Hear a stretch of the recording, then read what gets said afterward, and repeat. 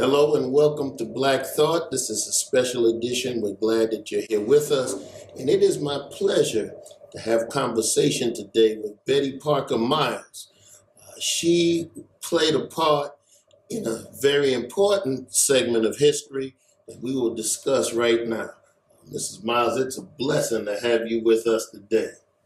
Thank you for having me, and it's a pleasure to be here. All right, well, let's talk about your involvement and your presence in the march at Selma, Alabama. You were there on that bloody Sunday, and it's your hometown, and you were also very involved, you and your family, in everything that led up to Bloody Sunday. So, first of all, tell us about the history of what happened in Selma, because you know many people are going to see the movie. Some, like myself, we've seen it, and it seems to start with Dr. King, but we know that Dr. King came into a situation that was already shaped. And so give us some of that history. Well, it actually started in 63 and 64. The students in Selma, Alabama, and at R.B. Hudson High School were canvassing the neighborhoods to try to get blacks to come out and get registered to vote. We would go from door to door to find out how many blacks were already registered, and the ones that weren't registered to see if they were interested in trying to be registered. And what we found that a lot of blacks were scared. They were scared because if you registered, your name was printed in the paper, your address, your phone number, where you worked, and that was a sort of intimidation that they used to publish it in the paper. You might get fired, you might lose your home, and a lot of people that lived in the rural parts were sharecroppers. They could be kicked off of that land if it was known that they were trying to register to vote. So we met a lot of people that some people really just slammed the doors in our faces because they was afraid to do this. But we didn't give up. We got with Mrs. Boynton. Amelia Boynton was already working, trying to get blacks registered. She had an organization called Dallas County Voters League, but it was very slow going. She wasn't getting anybody to register, so she called on the Nonviolent Student Coordinating Committee. I believe it was out in Atlanta. They call themselves SNCC. Yes. To come in to help her organize and work with the students and teach us what we needed to do to go out to get blacks. So let me make sure I'm clear then. Mm-hmm. This was something that started on the local level, Miss Boynton. And when she saw that she wasn't getting the type of leverage for the reasons you cited, she went and called SNCC. And SNCC came in, and based upon what you said, SNCC went to the students that were in high school, the underage ones, to help them to get other residents of Dallas County to register to vote. Yes, that's exactly what happened. And it was still slow going, but at one of the meetings, we decided to start at George Washington Carver Homes, which was a public project. There was about 550 residents, 550 apartments there. So we decided to start in that area, and we could stay in that area, which was surrounded. Brown Chapel sat in the middle of that project. So we went from door to door, trying to get people to register. Some of the people would slam the doors in the face. They would tell us we were troublemakers. They don't want to be a part of it. And it was fear. It was really fear.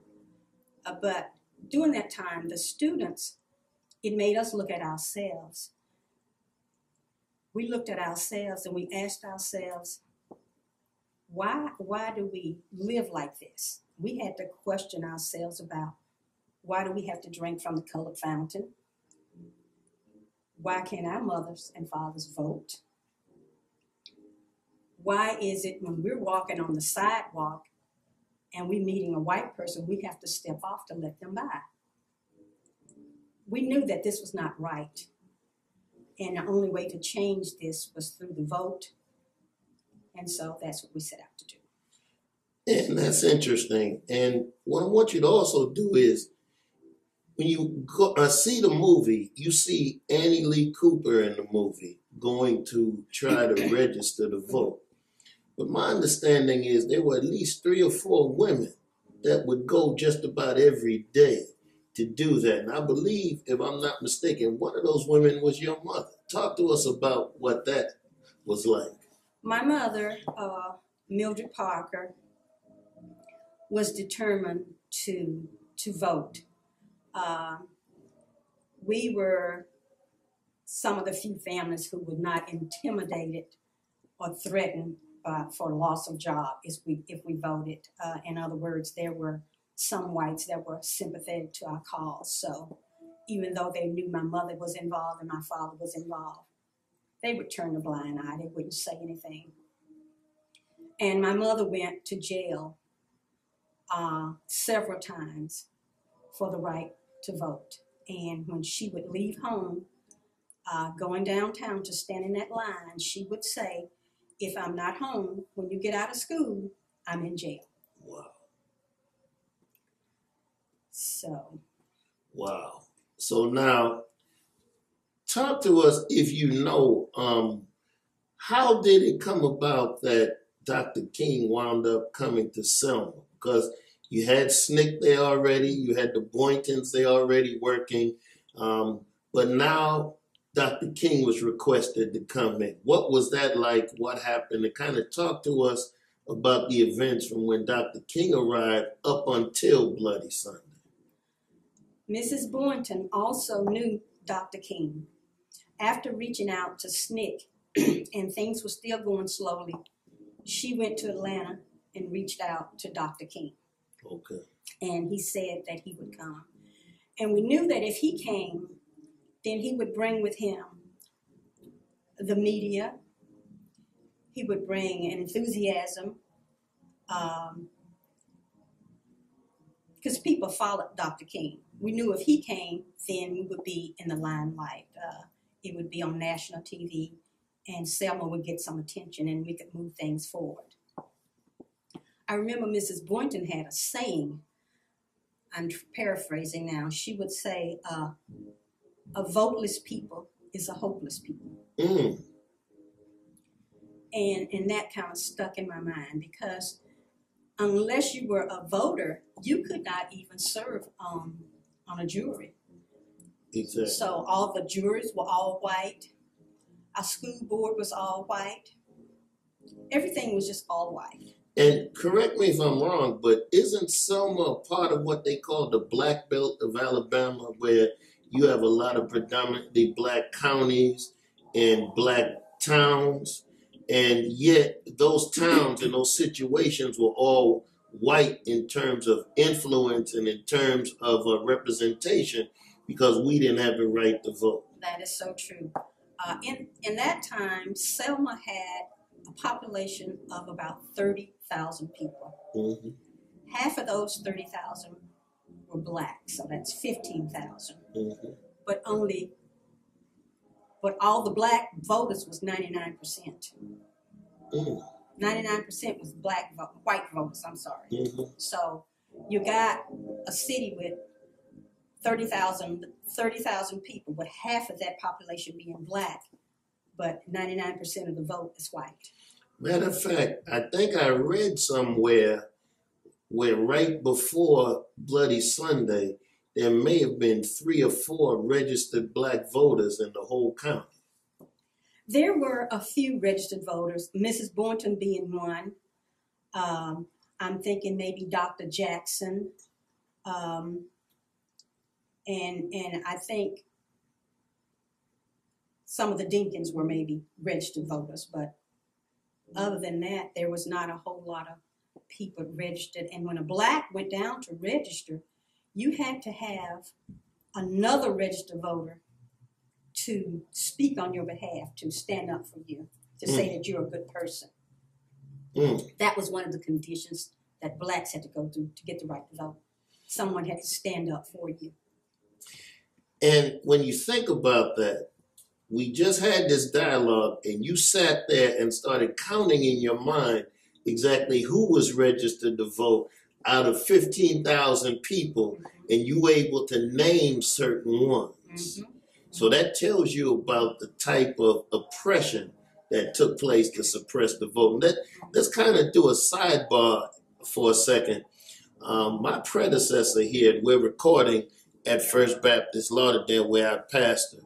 And I'm proud to say that Mrs. Miles is one of our members. My predecessor here, Charles Dinkins, was born and raised in Selma, and he and his family were very instrumental in the development of the city. As a matter of fact, you named Dr. Jackson and some of his other relatives that were also key in this whole push for voter registration. So I just want to add that as well. You might want to expand on that. Dr. Jackson was a dentist. His wife, Jean Jackson, was a teacher, and they had a daughter, Joanna Jackson, who now lives in Atlanta. When Dr. King would come to town, at that time, there was no hotels for him to stay. So he would stay in people's homes. So when he came to Selma, he always stayed with Dr. Jackson. That's the scene where you see in the movie where they're coming to town and they meet him at the door and he says, "Come on in." That's Dr. Jackson's house, which was directly across the street from Mrs. Boynton's house. Wow. And also a half a block from where I live. And I do remember when I met the mayor of Selma. Of course, he knew the Dinkins family, and of course, he knew you and spoke of you and others who were involved in all of this. But now, let's get to this. What type of preparation took place for you and the other marchers that led up to Bloody Sunday? You had to prepare. You had to get ready for nonviolent action. What was some of that training like? When SNCC came in, that was one of their job is to show us how to be nonviolent. They say you might be kicked, you might be spit on, you might be pushed down, but you cannot fight back. And that was hard. They taught us how to go limp. They also had voters classes where we would show people how to fill out the applications. But we didn't know what kind of questions that were going to be asked once they got down there, like you saw in the movie, the stupid questions they asked you. But that's the kind of training we got. But basically, most of our training was just getting out there to get the people to come and say, yes, I'm interested in registering to vote. Okay. But now, Bloody Sunday. We saw the movie, some of us, at this point, but you were there. Describe what happened on that day. You met at Brown's Chapel. And what happened after you arrived at the church? Well, they called for the students to leave school and to come to Brown Chapel, that we were going to march. We were told that Dr. King was coming to town, but I don't think something happened and he couldn't make it. All the students, we had to leave school by hiding in people's houses, backyards. The school was about,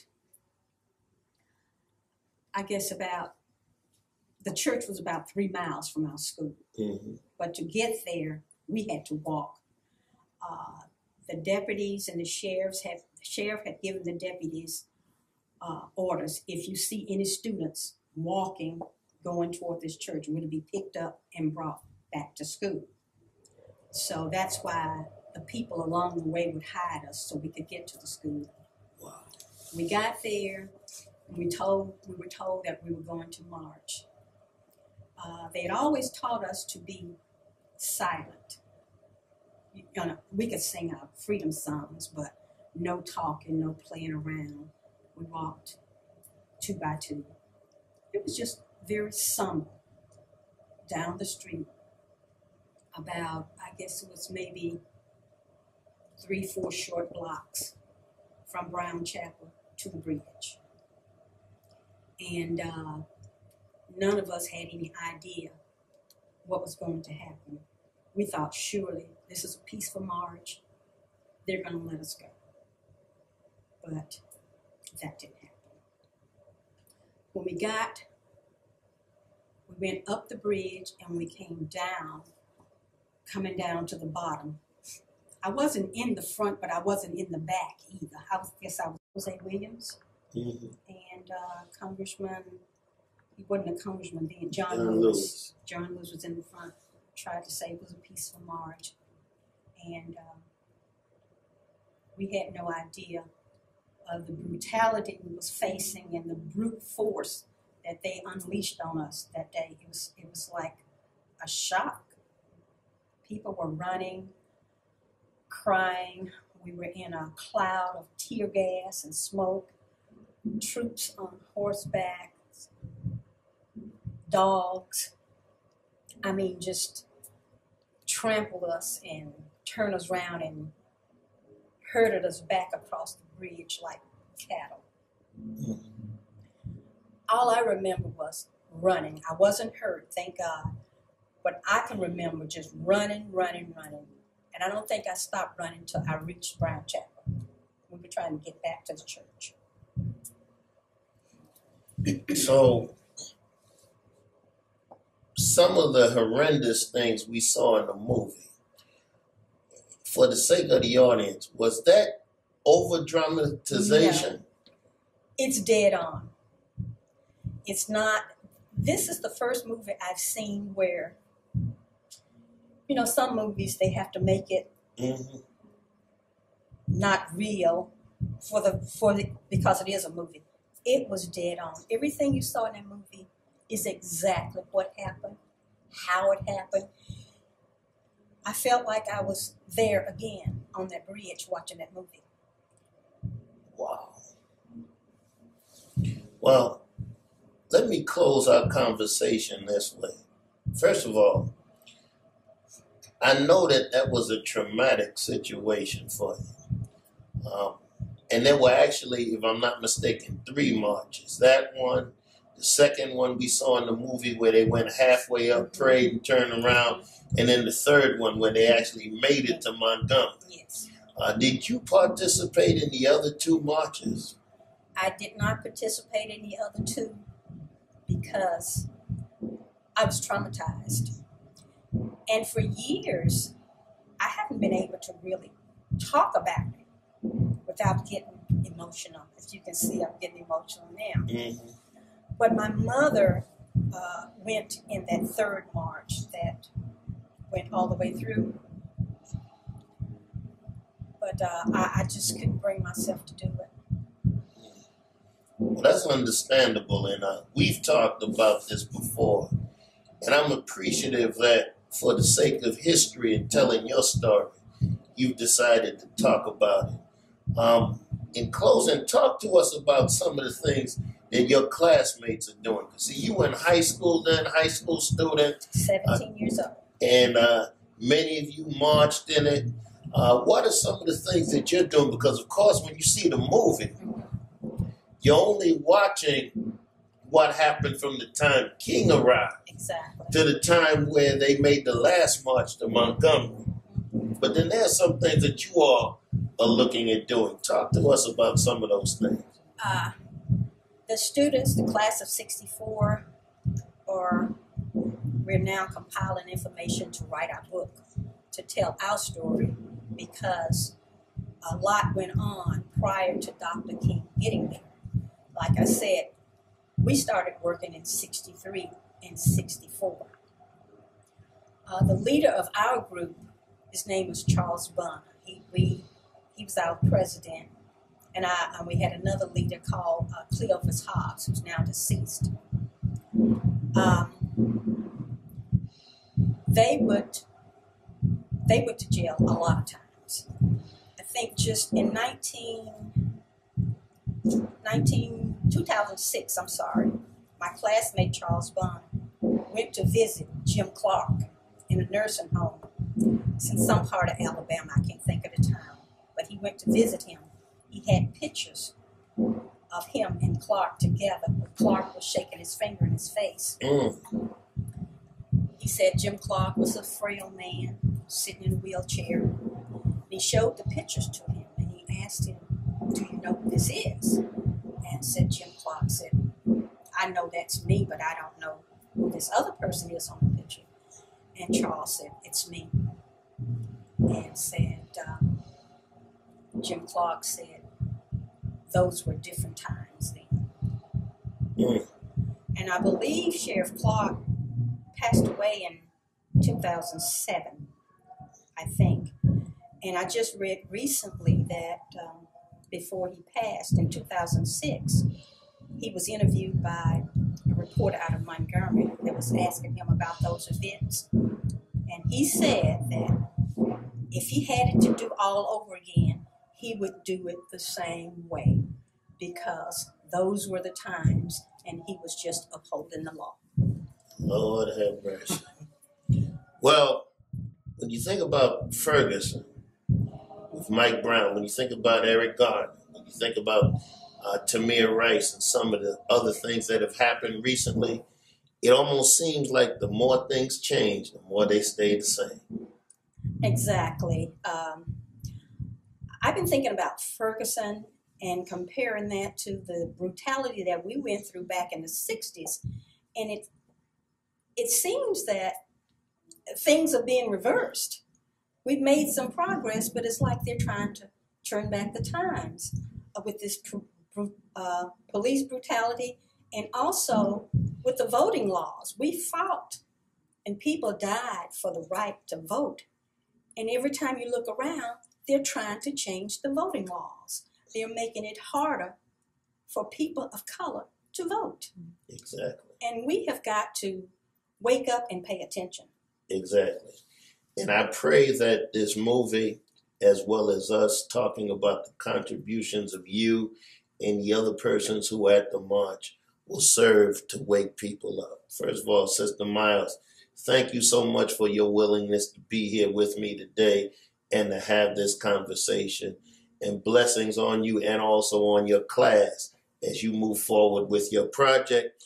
I'm glad you're watching us, and I hope you've been blessed by this interview. This is Black Thought, and I'm your host, Dr. Hutchinson.